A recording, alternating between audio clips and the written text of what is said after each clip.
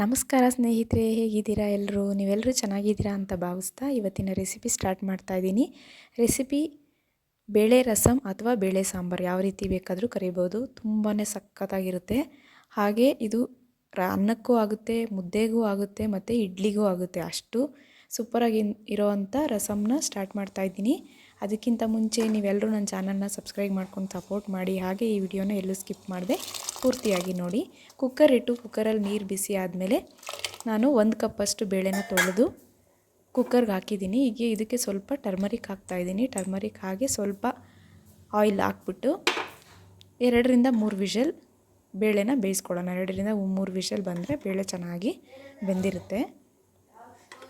ಎಷ್ಟು ಬೇಗ ಕ್ವಿಕ್ಕಾಗಿ ರೆಡಿ ಆಗುತ್ತೆ ಅಷ್ಟೇ ಸಖತ್ತಾಗೂ ಕೂಡ ಇರುತ್ತೆ. ಅಷ್ಟೇನು ಇಂಗ್ರೀಡಿಯೆಂಟ್ಸು ಕೂಡ ಬೇಕಾಗೋದಿಲ್ಲ ಇದಕ್ಕೆ.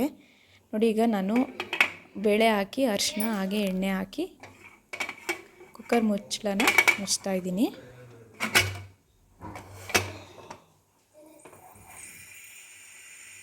ಈಗ ಇದು 2ರಿಂದ 3 ವಿಷಲ್ ಬರೋಕ್ಕೆ ಬಿಟ್ಟು ಈಗ ಏನೇನು ಬೇಕಾಗುತ್ತೆ ಅಂತ ನೋಡ್ಕೊಳ್ಳೋಣ. 3 ಟೊಮೆಟೊ ತೊಗೊಂಡಿದ್ದೀನಿ, ಒಂದು ಅರ್ಧ ಈರುಳ್ಳಿ, 2 ಹಸಿಮೆಣಸಿನ್ಕಾಯಿ, ಕೊತ್ತಂಬರಿ ಸೊಪ್ಪು, ಹುಣಸೆ ಹಣ್ಣು, ಒಗ್ಗರಣೆಗೆ ಕರಿಬೇವಿನ ಸೊಪ್ಪು, ಹಾಗೆ ಸ್ವಲ್ಪ ಬೆಲ್ಲ. ಇದು ರಸಮ್ ಪೌಡರ್ ಮನೆಯಲ್ಲೇ ಮಾಡಿರೋದು. ಜೀರಿಗೆ, ಮೆಣಸು ಹಾಗೆ ಒಣಮೆಣ್ಸಿನ್ಕಾಯಿನ ಹುರಿದ್ಬಿಟ್ಟು ಪುಡಿ ಮಾಡ್ಕೊಂಡು ಇಟ್ಕೊಂಡಿದ್ದೀನಿ. ಹಾಗೆ ಬೆಳ್ಳುಳ್ಳಿ. ಈಗ ಇದನ್ನೆಲ್ಲ ನಾನು ಹಚ್ಚಿ ರೆಡಿ ಮಾಡ್ಕೊಂಡು ಇಟ್ಕೊಂಡಿದ್ದೀನಿ. ಹುಣಸೆ ರಸ, ಕೊತ್ತಂಬರಿ ಸೊಪ್ಪು, ಟೊಮ್ಯಾಟೊ, ಈರುಳ್ಳಿ, ಬೆಳ್ಳುಳ್ಳಿನ ಜಜ್ಜಿದ್ದೀನಿ. ಹಾಗೆ ಇದೆಲ್ಲ ರೆಡಿ ಆದಮೇಲೆ ಬೇಳೆನೂ ಬೆಂದಿದೆ, ನೋಡೋಣ ಬೇಳೆ ಬೆಂದಿದೆಯಾ ಅಂತ. ಕುಕ್ಕರ್ ಮುಚ್ಚಳ ತೆಗೆದು ನಾನು ಬೇಳೆ ಬೆಂದಿದೆಯಾ ಅಂತ ನೋಡ್ತಾ ಇದ್ದೀನಿ. ಬೇಳೆ ಎಲ್ಲ ಬೆಂದಿದೆ. ಇನ್ನೊಂದು ಸ್ವಲ್ಪ ಬೇಕಂದರೆ ನಾವು ಮ್ಯಾಶ್ ಮಾಡ್ಕೋಬೋದು. ನೀರೆಲ್ಲ ಸಪ್ರೇಟ್ ಮಾಡಿ ಒಂದು ಸ್ವಲ್ಪ ಮ್ಯಾಶ್ ಮಾಡ್ಕೊತೀನಿ. ನೋಡಿ, ಈ ರೀತಿ ಚೆನ್ನಾಗಿ ಮ್ಯಾಶ್ ಮಾಡ್ಕೊಳ್ಳೋಣ. ನೀರನ್ನ ಸಪ್ರೇಟ್ ಮಾಡಿ ಚೆನ್ನಾಗಿ ಬೇಳೆನೆಲ್ಲ ಮಸಿದು ಈಗ ನಾನು ಹಚ್ಚಿಟ್ಕೊಂಡಿದ್ನಲ್ಲ ಅದನ್ನೆಲ್ಲ ಒಗ್ಗರಣೆಗೆ ರೆಡಿ ಮಾಡ್ಕೊತೀನಿ. ಇಡ್ಲಿಗಂತೂ ತುಂಬಾ ಚೆನ್ನಾಗಿರುತ್ತೆ ಈ ಒಂದು ಬೇಳೆ ಸಾಂಬಾರು.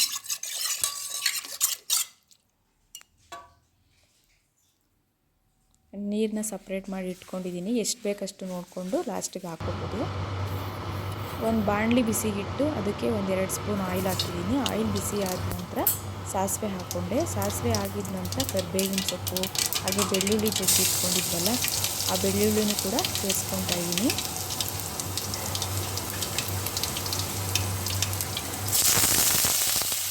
ಈಸಿಯಾಗಿ ಈಗ ನಾವು ನೈಟ್ ಅಡುಗೆಗೆ ಒಂದು 10ರಿಂದ 15 ನಿಮಿಷದೊಳಗಡೆ ಈ ಒಂದು ಬೇಳೆ ರಸಮ್ ರೆಡಿ ಆಗಿಬಿಡುತ್ತೆ. ಅನ್ನಕ್ಕೆ ಮುದ್ದೆಗೆ ಎರಡಕ್ಕೂ ಆಗುತ್ತೆ. ಬೇಗನೆ ಮಾಡ್ಕೋಬೋದು ಈ ಒಂದು ಬೇಳೆ ರಸಮ್ನ.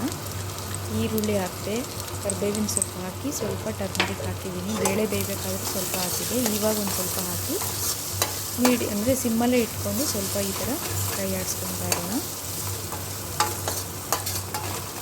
ಈರುಳ್ಳಿ ಸ್ವಲ್ಪ ರೋಸ್ಟ್ ಆಗಲಿ. ಈರುಳ್ಳಿ ಸ್ವಲ್ಪ ರೋಸ್ಟ್ ಆದ ನಂತರ ಟೊಮೆಟೊ ಹಾಕ್ತಾ ಇದ್ದೀನಿ. 3 ಟೊಮೆಟೊ ನನ್ನ ಥರ ಹಚ್ಚಿಟ್ಕೊಂಡಿದ್ನಲ್ಲ ಅದನ್ನು ಕೂಡ ಸೇರಿಸ್ಕೊಂಡಿದ್ದೀನಿ. ಸೇರಿಸ್ಕೊಂಡು ಇದಕ್ಕೆ ಸ್ವಲ್ಪ ಉಪ್ಪು ಹಾಕೊಳ್ಳೋಣ. ಉಪ್ಪು ಹಾಕೋದ್ರಿಂದ ಟೊಮೆಟೊ ಬೇಗ ಬೇಯುತ್ತೆ. ಟೊಮೆಟೊ ಚೆನ್ನಾಗಿ ಬೇಯಬೇಕು. ನಮ್ಗೆ ಎಷ್ಟು ಬೇಕಷ್ಟು ನೋಡಿಕೊಂಡು ರುಚಿಗೆ ಇವಾಗಲೇ ಹಾಕ್ಕೊತಾ ಇದ್ದೀನಿ ನಾನು. ಹಸಿಮೆಣ್ಸಿನ್ಕಾಯಿ ನಾವು ರಸಮ್ ಪೌಡ್ರ್ ತೋರಿಸಿದ್ನಲ್ಲ ಅದಕ್ಕೆ ಒಣಮೆಣ್ಸಿನ್ಕಾಯಿನ ಹಾಕಿ ಪುಡಿ ಮಾಡಿ ಇಟ್ಕೊಂಡಿದ್ದೆ. ಹಾಗಾಗಿ 2 ಹಸಿಮೆಣ್ಸಿನ್ಕಾಯಿನ ಸೇರಿಸ್ಕೊಂಡಿದ್ದೀನಿ.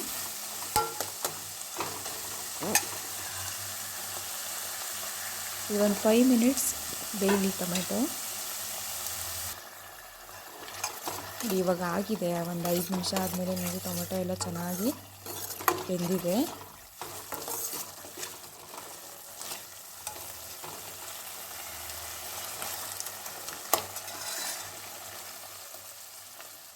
ಟೊಮೆಟೊ ಬೆಂದ ನಂತರ ಬೇಳೆನ ನಾವು ಮ್ಯಾಶ್ ಮಾಡಿ ಇಟ್ಕೊಂಡಿದ್ವಲ್ಲ ಅದನ್ನು ಹಾಕ್ಕೊತಾ ಇದ್ದೀನಿ. ಇದಕ್ಕೆ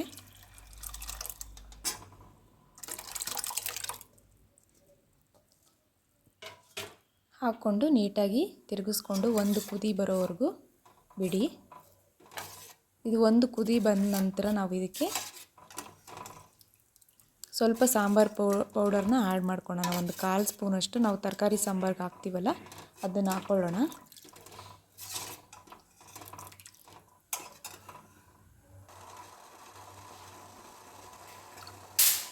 ಚೆನ್ನಾಗಿ ಮಿಕ್ಸ್ ಮಾಡಿ ಹುಣಸೆ ರಸ ರೆಡಿ ಮಾಡಿ ಇಟ್ಕೊಂಡಿದ್ವಲ್ಲ ಆ ಹುಣಸೆ ರಸ ಹಾಕಿ ಒಂದು ಕುದಿ ಬರೋದಕ್ಕೆ ಬಿಡೋಣ. ಇವಾಗ ನೋಡಿ ಕುದೀತಾ ಇದೆ.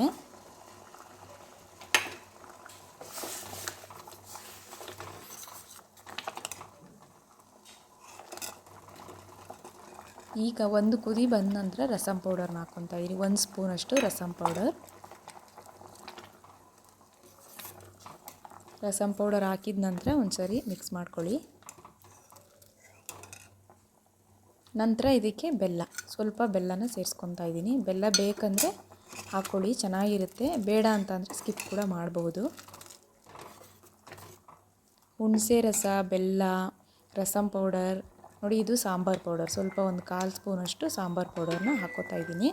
ನಾವು ತರಕಾರಿ ಸಾಂಬಾರ್ಗೆ ಹಾಕ್ತೀವಲ್ಲ ಆ ಒಂದು ಸಾಂಬಾರು ಪೌಡರ್ ಹಾಕಿದ್ದೀನಿ. ಟೇಸ್ಟ್ ಅಂತೂ ಚೆನ್ನಾಗಿರುತ್ತೆ.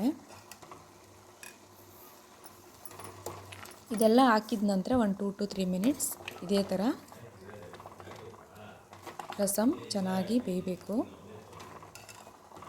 ನೋಡಿ ಈಗ ಆಗಿದೆ. ಇದು ಲಾಸ್ಟಲ್ಲಿ ಕೊತ್ತಂಬರಿ ಸೊಪ್ಪು ಹಾಕಿ ಸ್ಟವ್ ಆಫ್ ಮಾಡಿಕೊಂಡ್ರೆ ಬಿಸಿ ಬಿಸಿಯಾಗಿರುವಂಥ ಬೇಳೆ ರಸಂ ಅಥವಾ ಬೇಳೆ ಸಾಂಬಾರು ರೆಡಿ ಆಯಿತು. ಇಡ್ಲಿಗೆ, ಅನ್ನಕ್ಕೆ, ಮುದ್ದೆಗೆ ಯಾವುದಕ್ಕೆ ಬೇಕಾದ್ರೂ ನೀವು ಹಾಕ್ಕೊಂಡು ತಿನ್ಬೋದು. ನೋಡಿದ್ರಲ್ಲ ಎಷ್ಟು ಸಿಂಪಲ್ಲಾಗಿ ರೆಡಿ ಆಯಿತು ಅಂತ. ಈಗ ಅನ್ನಕ್ಕೆ ನಾನು ಬಿಸಿ ಬಿಸಿ ಅನ್ನಕ್ಕೆ ಈ ಟೊಮೆಟೊ ಹಾಗೆ ಬೇಳೆ ರಸ ಎಲ್ಲ ಮಾಡಿದ್ವಲ್ಲ, ಬೇಳೆ ಹಾಕಿ ಅದನ್ನು ಸರ್ವ್ ಮಾಡ್ತಾಯಿದ್ದೀನಿ.